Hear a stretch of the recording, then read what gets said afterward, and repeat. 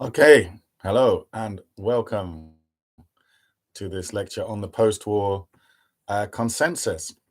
So just a little reminder, in the last lecture in this series, which was on capitalist crisis, rebellion and world war in the period 1870 to 1945, we looked at how capitalism, and especially free market capitalism, seemed to be seriously discredited and delegitimized during this period, or by the end of this period.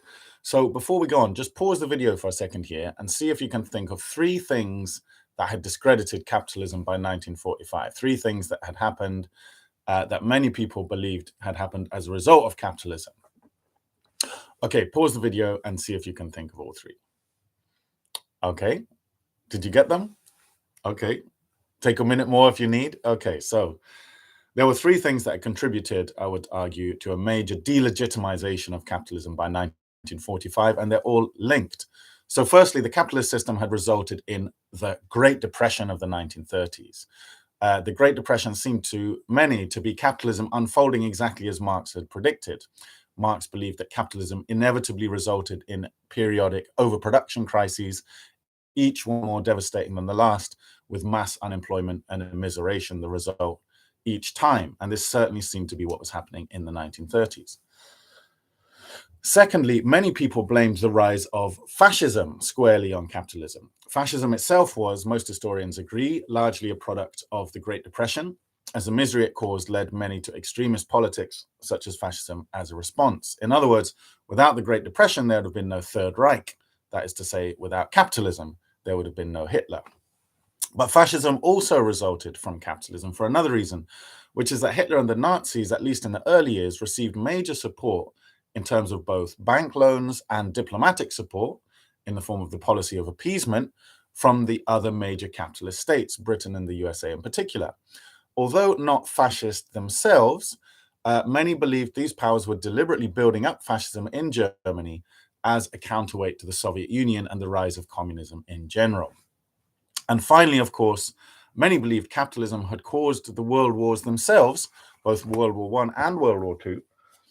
Engels had predicted, if you remember, with uncanny accuracy, the course of World War I, which he believed was inevitable given capitalism's need for colonies. Capitalism, once it reached a certain stage of development, tended to build up such a surplus of capital that it needed colonies to which to export capital, for example, by building infrastructure such as railways. Once all of the non-European world had already been colonized, however, further conquests could only take place by redividing the world, in other words, through world war amongst the imperialist powers themselves. And this was the analysis put forward by Lenin in his 1916 classic work, Imperialism, the Highest Stage of Capitalism. So by 1945, capitalism was deemed by many to have been responsible for the Great Depression, the rise of Hitler, and 2 world wars, which between them were responsible for over 100 million violent deaths. No wonder capitalism had an image problem. At the same time, socialism, in both its communist forms and in the form of state planning more broadly, emerged from the wars with its prestige at an all-time high. Just pause the video here and see if you can think of 2 reasons why the prestige of socialism was so high in 1945. Did you get them? It's okay, I got time, there's no rush. Okay, so socialism emerged from the war with its prestige at an all-time high for, I would argue, 2 main reasons. First of all, it was widely understood that it was really the communist forces that had won the war against Hitler. It was the Soviet Union that played the decisive role in the defeat of Nazi Germany, and everyone knew it. The Battle of Stalingrad in the USSR in 1943 was the decisive turning point in the war, the first really significant defeat for the Nazis in Europe, and this was at the hands of the Soviet Union. After that, it was the Soviet Red Army under the leadership of General Zhukov, who swept the Nazis out of one country after another across the whole of Eastern Europe, and finally liberating Berlin itself. In total, 9 out of every 10 Nazi soldiers who were killed in World War II were killed by Soviet soldiers. Not only that, but within each occupied country, it had been generally the communist forces who had led the resistance to the Nazis. In Yugoslavia and Albania, for example, the communist forces had been strong enough to liberate themselves from Nazi occupation and take power without the Soviet army even getting involved. Thus, the communists, both the communist state, the USSR, and communist resistance forces in different countries, emerged really as the heroes of the war, the vanquishers of Nazism and the liberators of Europe. The popular US magazine Time magazine even made Stalin its Man of the Year.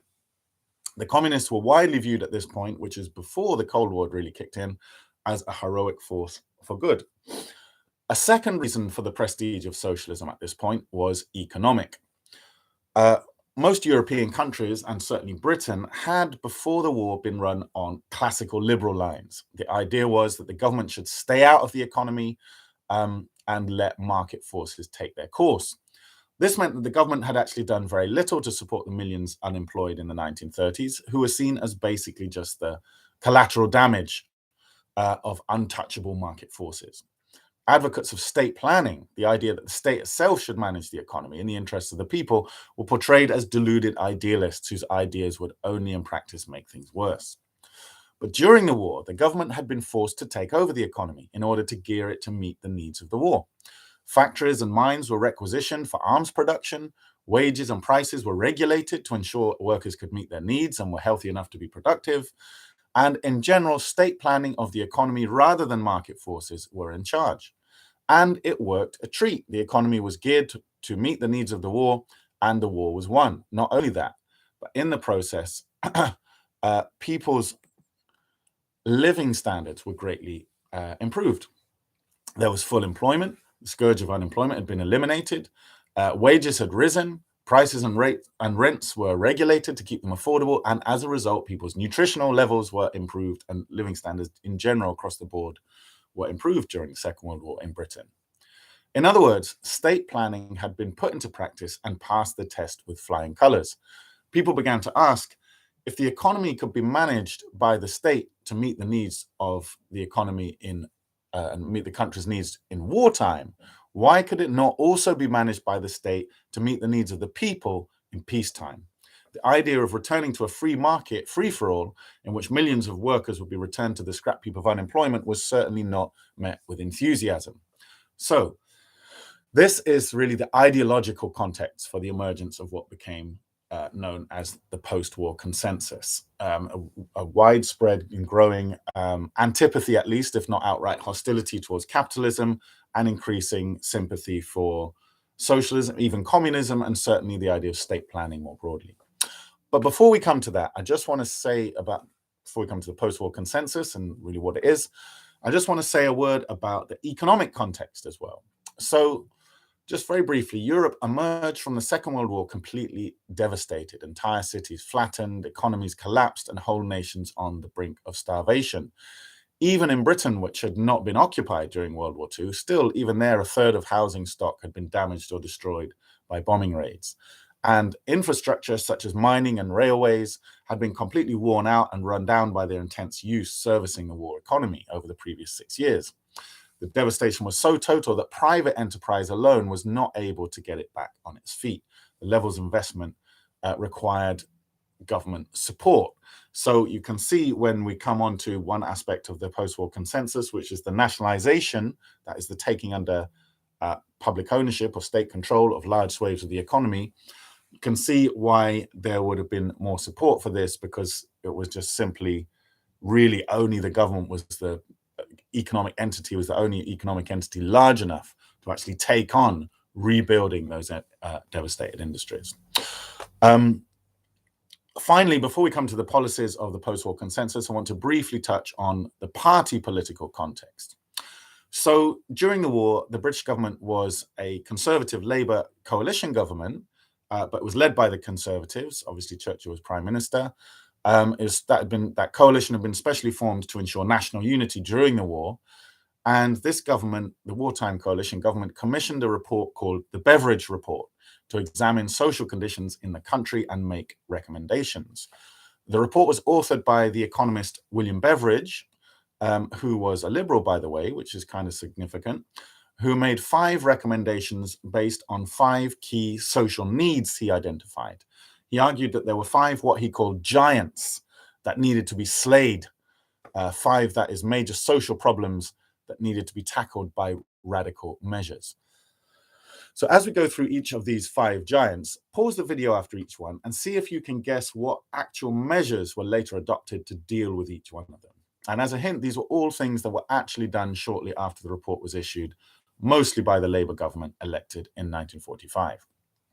So these 5 giants that Beveridge said needed to be slayed were, according to him, number 1, want, by which he meant essentially poverty, people lacking one or more of their basic needs.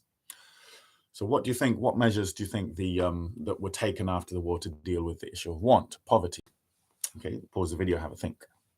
Okay, secondly, the second giant he said needed to be slayed was ignorance, by which he meant basically a lack of education. So what measures do you think might have been taken to deal with that?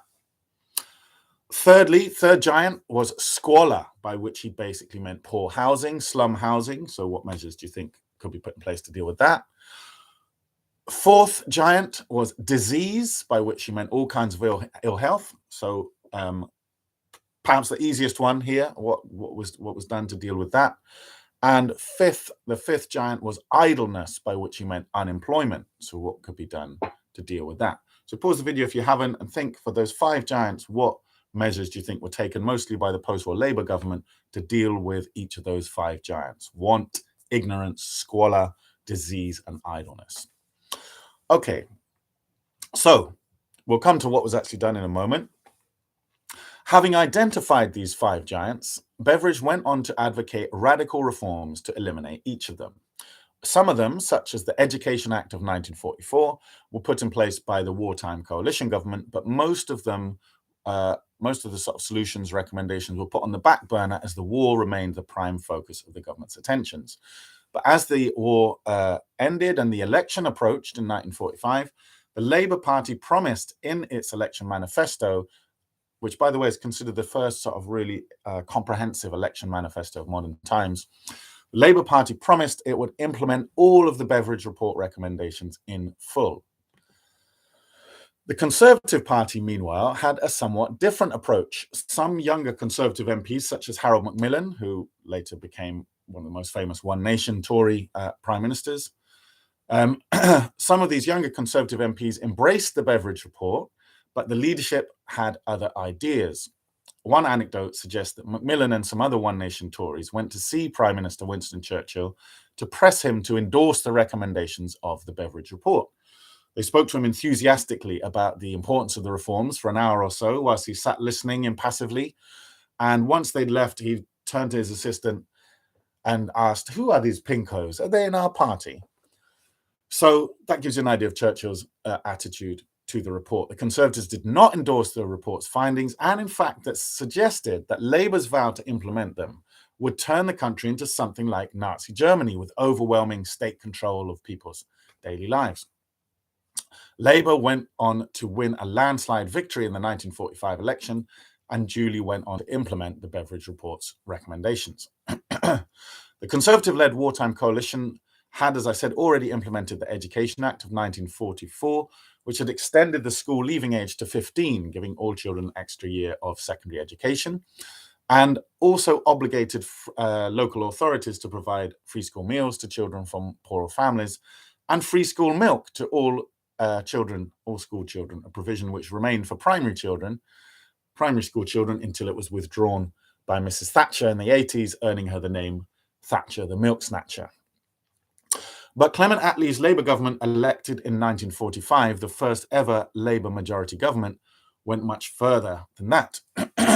To deal with the giant of want, that is poverty, they implemented, what did they implement? You'll know, I'm sure, a welfare state, providing universal benefits, that is non-means tested benefits for all those out of work, whether through sickness, old age, or unemployment.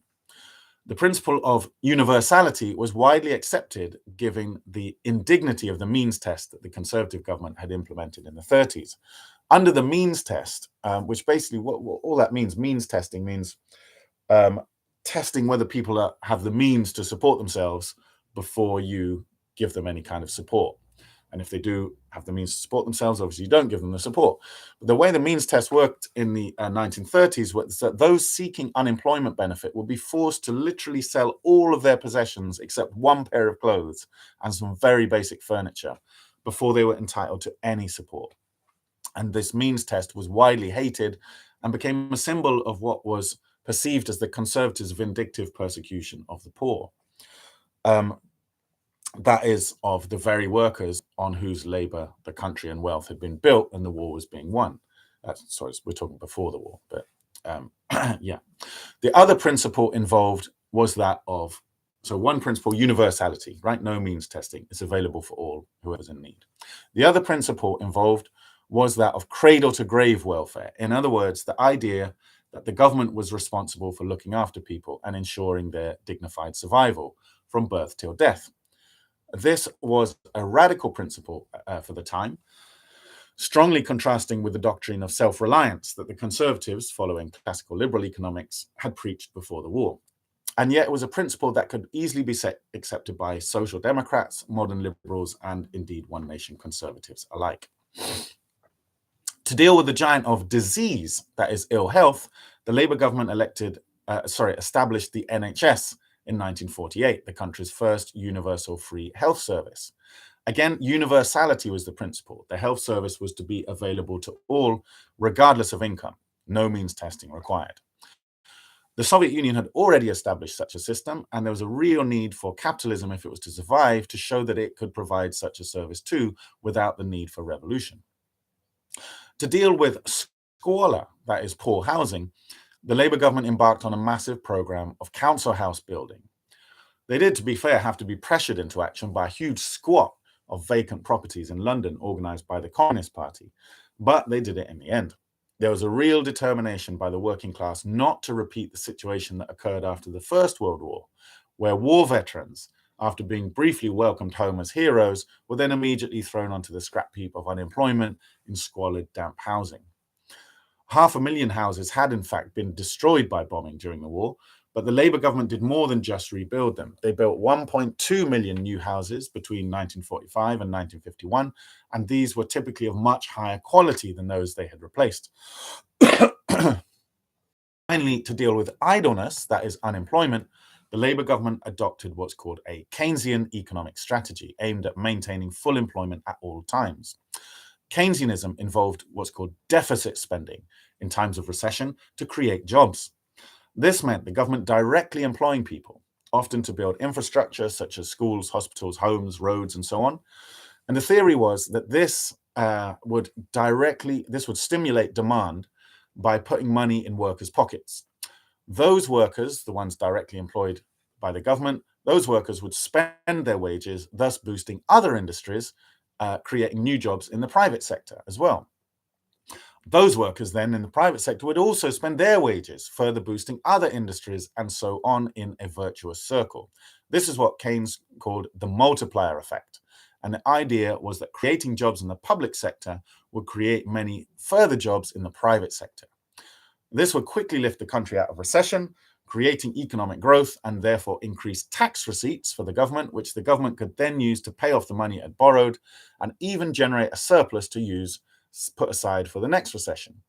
In this way, the cycle of boom and bust and periodic economic crashes identified by Marx could be avoided, leading to a form of capitalism characterized instead by permanent, steady economic growth. Keynesian economic management went hand in hand with the nationalization of industry. Remember, much of Britain's privately owned heavy industry was so outdated and worn out by the war that it needed investment on a level that only really the government could provide. So huge swathes of heavy industry, including coal mining, iron and steel production, telecommunications, railways, air travel, water and electricity, and gas, we can say, were nationalized by the Labour government, that is, brought into public ownership. This allowed the government to directly employ people and create jobs in these industries where the private sector may not have been able or willing to do so. So, in other words, it was under the post-war Labour government that the three key pillars of what became the post-war consensus became established. That is, number one, Keynesian economic management. In other words, an economy heavily managed and regulated and controlled by the state. in stark contrast to the pre-war economic orthodoxy of laissez-faire free market economics. And the aim of this Keynesian economic management was the maintenance of full employment. Second pillar of the post-war consensus, a mixed economy in which a large state-owned sector, mainly in heavy industry, coexisted along privately owned industry in areas such as the manufacture of finished goods and retail. And third pillar of the post-war consensus, a generous welfare state providing cradle-to-grave welfare on a universal basis. This then became the basic economic program of post-war social democracy. As we know, social democracy was the most influential form of revisionist socialism. Just pause the video here and remind yourself of what we mean by revisionist socialism, and specifically how it differs from revolutionary socialism, such as Marxism. Okay, so revisionist socialism differs from Marxism in two main ways, in terms of both its methods and its goals, that is, its ends and its means. In terms of methods or means, revisionist socialism, such as social democracy, believes in parliamentary democracy. In other words, believes that socialism can be achieved without revolution, simply by electing a socialist government through ordinary parliamentary elections. Secondly, however, revisionist socialism, such as social democracy, disagrees that socialism is incompatible with capitalism. Marxism had seen socialism essentially as the opposite of capitalism. Whilst capitalism is based on private ownership and production for profit, socialism is based on public ownership and production for need. The former is necessarily exploitative and the latter necessarily cooperative. They are seen as opposites and cannot coexist. Edward Bernstein, however, usually seen as the founding father of revisionist socialism, argued that capitalism could actually be directed towards the common good by a strong socialist government. He agreed with the Marxists that capitalism, if left to its own devices, in other words, free market or laissez-faire capitalism, was exploitative and led to an unjust distribution of wealth. But he also believed that it was very good at generating that wealth, which he believed could be harnessed in the interests of all, including the working class. What was needed for that, he believed, was a strong socialist government to regulate capitalism, guarantee strong trade union rights, and redistribute wealth via tax and spending policies. That is, taxing the rich in order to provide public services that raise the living standards of the poor. Post-war social democracy seemed to be doing exactly this in practice. Socialists could support these policies as they seemed to be producing a more equal society, which was the avowed goal of all socialists. The Conservatives, as I said, initially opposed Labour's post-war economic policies, but very quickly changed course. It would have been electoral suicide to go to the electorate promising to reverse them, as initiatives such as council housing, the NHS, and the welfare state were wildly popular. So by the time the Conservatives were re-elected in 1951, they were fully signed up to the basic principles of the post-war consensus. Thinking about this conversion ideologically, it did make a certain sense. Conservatism, at least since Edmund Burke, had always been about accepting pragmatic reforms in order to stem calls for revolution. With the prestige of communism at an all-time high, remember this was before the Cold War and before a lot of the brutality of Stalinism was really known about, Conservatives could perfectly well justify the development of a welfare state in order to reduce support for communism. And One Nation conservatism in particular was very clear about the need for a paternalistic state which looked after the poor and vulnerable, and the welfare state seemed to be exactly that. In short, the policies of the post-war consensus were seen as necessary to maintain social stability, the basic aim of all conservatives. The Liberal Party, too, accepted the broad contours of the post-war consensus. Again, this can be seen as perfectly in keeping with their basic principles, at least as understood by modern liberalism. Liberals value individual freedom above all else, and for modern liberals, this means what Isaiah Berlin termed positive freedom. That is, the freedom of each person to fully develop their unique talents and capacities so they can fully flourish as an individual. Again, the welfare state, healthcare, employment, housing, and education, provided under the terms of the post-war consensus, was seen by modern liberals as the basis of such freedom, the necessary foundation on which positive freedom could genuinely be realized. Indeed, it was the modern liberal government elected in 1906 that laid the ground for what later became the welfare state, by introducing the first state pensions, free school meals, certain types of unemployment benefit and sick pay and so on, that were then built on and universalized by the post-war Labour government. So far, however, we've only looked at the economic aspects of the post-war consensus, which were all relatively left-wing, at least compared to what came before and after. Indeed, one could see this part of the post-war consensus as essentially the basic program of social democracy, which liberals and conservatives were essentially forced by political and economic circumstances to adopt. But there was also a more right-wing aspect to the post-war consensus, and that was primarily in the area of foreign policy. I would argue this right-wing foreign policy, which was accepted by both Labour and Conservatives, had three main elements. Firstly, militarism, secondly, anti-communism, and finally, colonialism. In terms of militarism, despite a strong current within the Labour Party that was opposed to nuclear weapons, the Attlee government initiated Britain's nuclear programme, investing millions of pounds in developing Britain's own nuclear weapon, which was finally achieved in 1952 under the new Conservative government, making Britain the third country in the world to develop its own nuclear weapons after the USA and the Soviet Union. Commitment to not only maintaining nuclear weapons, but continually upgrading and developing them has been consistent in every British government ever since, whether Labour or Conservative, as has commitment to the armed forces and the Navy. In fact, British troops have been sent to war every single year since the end of World War II, with the exception of 1969, as Labour and Conservative governments alike have sought to use militarism to increase their political and economic clout across the world. A second, more right-wing aspect of post-war consensus foreign policy was anti-communism. Attlee's Foreign Minister Ernst Bevin, not to be confused with Health Minister Nye Bevan, who created the NHS, had cut his teeth battling the communists in the trade union movement and was an advocate of the Cold War against the Soviet Union, even before many in the USA. Following the Second World War, as already mentioned, the communist forces were very strong across much of Europe, including Western Europe, as a result of their leadership of the fight against Nazism. Communists came to power across Eastern Europe as a result of occupation by the Soviet Red Army, but communists were also strong enough to come to power independently in Albania and Yugoslavia. And it looked like, at first, the same thing might happen in Greece as well. But Bevin was determined that this should not happen. No sooner had Britain's soldiers returned home after the end of the war than many of them found themselves sent off to Greece to fight against their former comrades there. As Britain sent forces to prop up the ailing monarchist forces in Greece and ensure the revolutionary movement there was crushed. This led to Greece becoming a military dictatorship until 1981, but this was clearly worth it in the eyes of the British Labour government, as at least communism was deterred. Even more brutally, Britain sent forces to Korea. The British Labour government sent forces to Korea in 1950 to crush the Korean communist movement in what became known as the Korean War. This war, conducted in alliance with the US, lasted 3 years and killed 4 million Koreans, more people than were killed in the Vietnam War.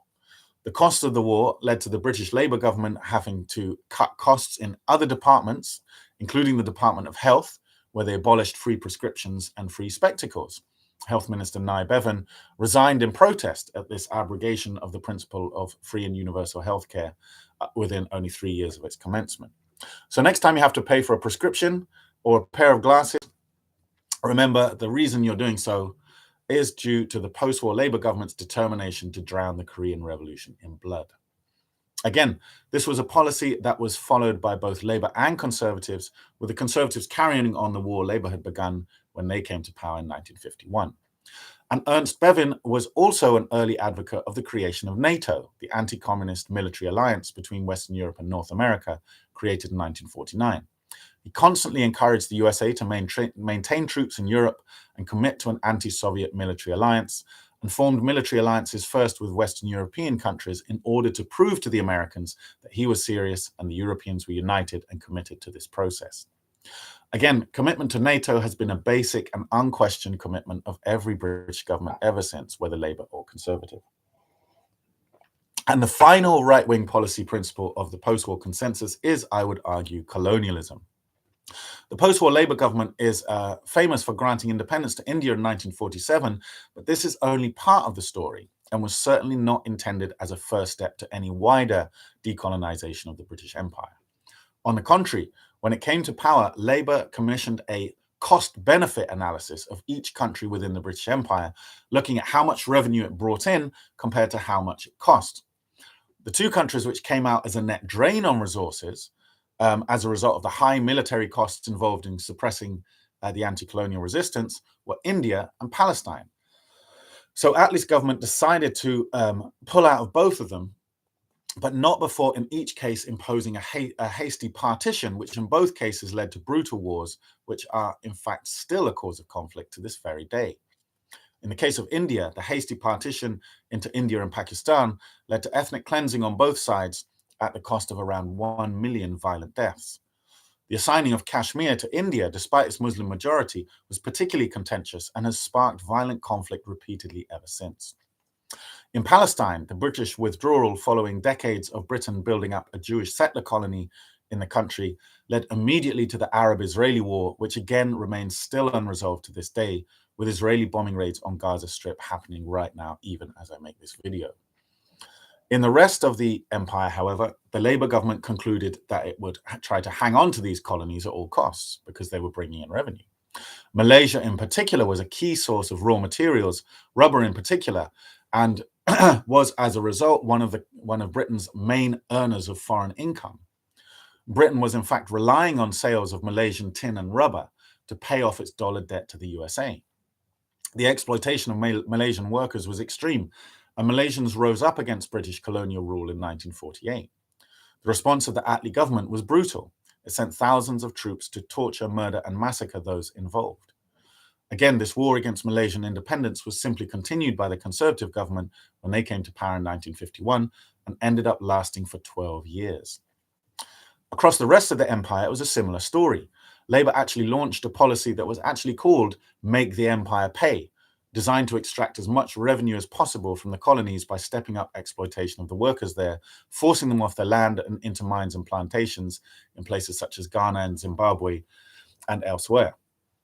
Again, this same attitude was adopted by the subsequent Conservative government. By the end of the 1950s, however, things had changed. The cost of the empire had risen as more and more countries were developing strong and militant independence movements, as well as effective trade union movements, and were challenging imperial rule on all fronts. This, in turn, was not only putting up the costs of labour, but necessitating more and more troops to enforce British rule. In other words, traditional colonialism became a game of ever-diminishing returns. After being forced out of Ghana by a strong worker-led independence movement under the leadership of Kwame Nkrumah in 1957, the Conservative government of Harold Macmillan calculated that it would be better to groom an elite of African leaders who would remain British allies and protect British interests and hand over power to them than to continue pouring troops into the country to try to repress anti-colonial resistance movements that seemed to be getting stronger every day and radicalizing entire countries in the process. Thus began what Kwame Nkrumah called neocolonialism, a process whereby colonies are granted formal political independence but remain economically tied to their former imperial masters. A new native ruling class, educated and trained by the old colonial power, takes control, but the mines and plantations remain in the hands of the old colonial power. Thus, to this day, almost all the gold and diamond mines established by the British in South Africa, for example, are still owned by British companies. The wealth produced in them by African miners still funneled into Britain, just as it was in the formal colonial period. Again, this continuation of colonialism by other means, what Nkrumah called neocolonialism, was followed by all subsequent governments, whether Labour or Conservative. So, to recap, the post-war consensus essentially comprised a left-wing economic component, consisting of Keynesianism, a mixed economy, and a welfare state, backed up and arguably funded by a right-wing foreign policy component, consisting of militarism, anti-communism, and a commitment to colonialism, all of them backed up by extreme violence in the form of torture and brutality and war. Both parts of the consensus were supported by Labour, Conservative, and Liberals for 3 decades following the end of World War II.